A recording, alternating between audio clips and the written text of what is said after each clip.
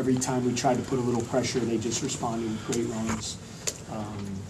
Obviously, the first half, it was 18-18, I believe, and they hit us with a burst there. We got in foul trouble, had to go to our bench a little bit, and that's where Jared, I thought, really got going there at the end of the first half. And he's a special player, unique player, very tough guy to guard and can hurt you in a lot of different ways.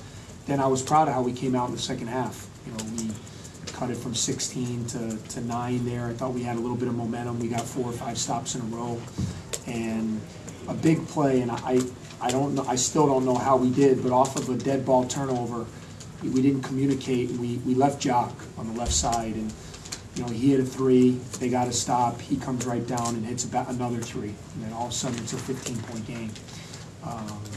I think Jared made a really tough shot off the glass, which that's what great players do. But those 2 threes by Jock, I thought those back-to-back threes was the separation they needed, and you know, we could never put any more game pressure on them. But heck of a team. You know, Franny's doing a great job with them.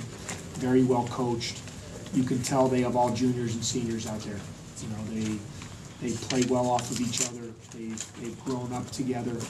And I've said it a lot, that's kind of what we're striving for with our program. We have a lot of freshmen and sophomores out there that have to learn. They got to figure it out, and you learn from playing against teams like this. And hopefully by the time we get to have all juniors and seniors, you know, we can have a team, you know, like they do. You know, they're a very good basketball team, and certainly going to make major noise the rest of the season. So I'm open for questions.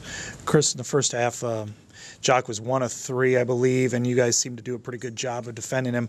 What did you do in the first half that you weren't able to do there early in the second half? Well, you know, I think we just had those back-to-back threes he hit. One was off a dead ball turnover, and I have to look. I don't know if our guys just were talking about the turnover or not getting back, and that's, you know, with a really good shooter, it only takes one shot, and that was the one. You know, he saw that go in, and then all of a sudden his eyes lit up because that's the kind of shooter and scorer he is, and then he hit another one, and then he made a couple really good drives. So, you know, our game plan coming into the game was really to pay. I mean, Utah and Jock were the 2 guys we wanted to be with at all times, and at times we did that well. I thought we did that pretty well with Peter in the first half. Not so good with Jared. We lost him a bunch, and then in the second half we lost Jock. And if you're going to be competitive with a really good team, you can't let 2 of the top 5 scorers in the league combine for 50 points on you. It's gonna make it a really tough challenge, especially on the road.